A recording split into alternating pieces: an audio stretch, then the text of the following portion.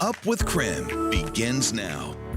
Here at 7:30 this morning, both the defense and the prosecution have rested their cases in the Derrick Chauvin trial. Chauvin did not take the stand. I will invoke my Fifth Amendment privilege today. Coming up, we'll tell you what's set for Monday and the advice the judge has given the jury.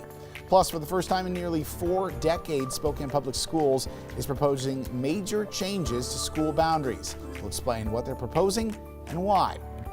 And 2 finalists are being considered for the next superintendent of Coeur d'Alene Public Schools.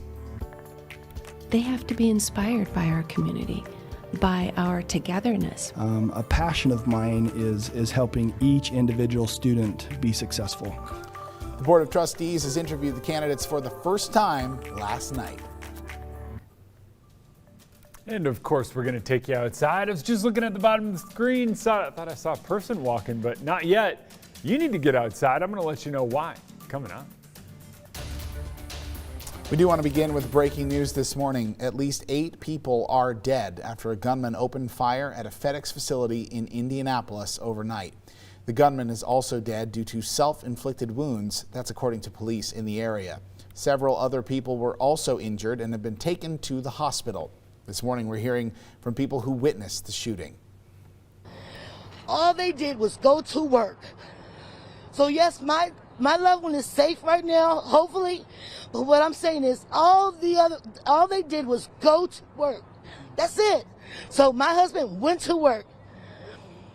And now I've been up since 4 o'clock. People in California, my sister, everyone's worried. FedEx has recently released a statement saying its thoughts are with all of those affected and that it is working with the investigating authorities. We'll keep you updated here on Up with KREM and on KREM.com. Of course, we always want to thank you for joining us here on Up with KREM, but let's take a look outside as that beautiful sunrise casting a little bit of a good vibe on our Friday morning. Jeremy? Yeah, you know, we have plenty of sunshine here in the inland northwest, and that's kind of setting the stage as we head into the day on Friday. Coeur d'Alene looking absolutely gorgeous this morning. Spokane, same. Name a city or town, whatever it might be, it is a beautiful start to the day. And temperatures are on the rise. We're at 45 in Spokane, 37 in Coeur d'Alene, 36 in Sandpoint, and temps in the 40s in central Washington. It's going to be a sunny day. It's going to be a warm day, and we once again will have some breezy wind throughout the day. But notice those arrows. They kind of can't decide which direction they're blowing, and that is a sign that the wind is starting to die down, and we will see much lighter winds, much more variable throughout the day, and that means temperatures will rise just a little bit more. Yesterday we topped out in the mid to upper 60s. We talked about it. Today we're shooting for 70, but I don't think we quite hit it, but we do climb quick. All right, by 8 o'clock, I do think we are going to be up close to 50 degrees. By 10 o'clock, we're going to be in the mid-50s. By 11, we will be in the 60s. By this afternoon, temperatures climb. We try to hit 70. We're there for a while, but 69 looks like about all we can squeeze out of the day. If you want 70s, you want sunshine, you want warmer weather, that's this weekend. Saturday and Sunday, looking absolutely fantastic. Here at 7:33, the jury in Derrick Chauvin's murder trial are on track to begin deliberating next week. Closing arguments are set for Monday as the former Minneapolis police officer charged with murdering George Floyd chose not to take the stand in his own defense. After closing arguments, the jury will be sequestered for as long as it deliberates. How much do I pack? If I were you, I would plan for long and hope for short. Basically, it's up to the jury how long you deliberate, how long you need to come to a unanimous decision on any count. Meanwhile, a few miles north in Brooklyn Center, protests in the wake of Daunte Wright's death continued for a 5th straight day. Kim Potter, who allegedly mistook her taser for her firearm during the fatal traffic stop, went before a judge for the first time on Thursday via Zoom. The former officer is charged with second-degree manslaughter and faces a maximum sentence of 10 years in prison if convicted. Potter was ordered back in court next month. Show me your f***ing head. Stop it. Stop it. No trespass. As you can see, protesters also gathered in front of Chicago's police department last night, hours after body camera footage was released showing an officer shoot 13-year-old Adam Toledo. The chase last month lasted 20 seconds before Officer Eric Stillman opened fire.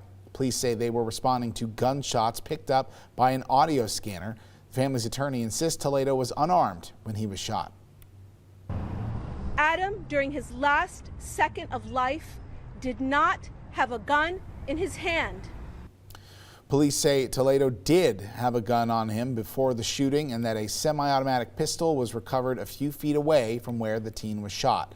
Chicago's mayor says there is an ongoing independent investigation into the officer's actions from the city's Civilian Office of Police Accountability. In Spokane, there are talks now of changing school boundaries for the first time in 4 decades. The overhaul would impact thousands of local families. So here's what these changes really come down to. Spokane Public Schools argue that the changes are needed to support changes in grade configurations, relieve overcrowding, and accommodate student growth throughout the district. During a forum last night, SPS Boundary Committee members discussed Northside schools with a focus on Southside coming up next week. The biggest question discussed, though, was why. SPS says that as housing and demographics have shifted, school enrollment numbers have also shifted, resulting in dramatic differences in school sizes. Less than 10% of elementary students, about 40% of middle school, and a quarter of high school students will be affected. You can see those numbers on your screen right now.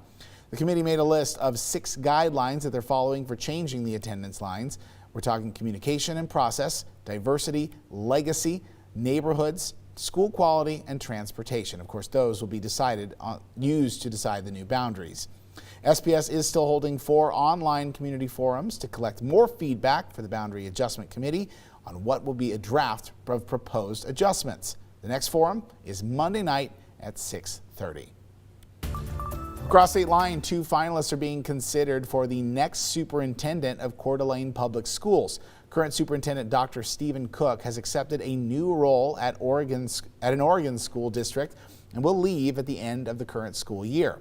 In the first of multiple public forums, the Board of Trustees interviewed Dr. Kate Orozco and Dr. Sean Hawker for the role last night. Both candidates were asked the same questions selected from public suggestions.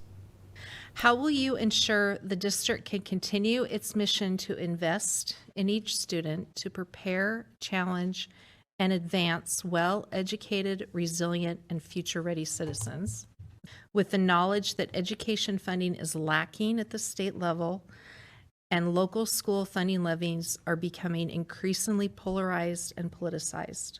I believe that for students to grow up in a community and feel inspired to be good citizens and come back after they're educated, and I believe to do that well, they have to be inspired by our community, by our togetherness, by our collective, by our obvious commitment to them and to each other.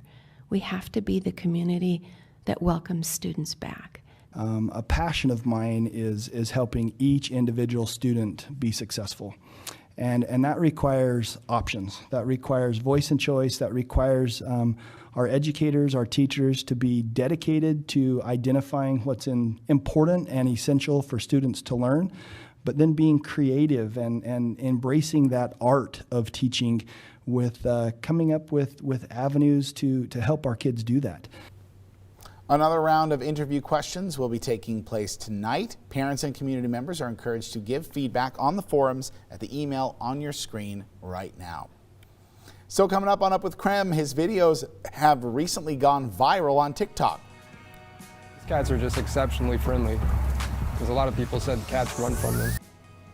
Coming up after the break, Chris Watson earned the nickname the Cat Whisperer. We'll tell you how. Spoiler alert, he just walks around going like this. No, I'm kidding. He doesn't. We'll have the story after the break. We'll also break down your weekend forecast, let you know about some sunshine and warm weather in the days to come.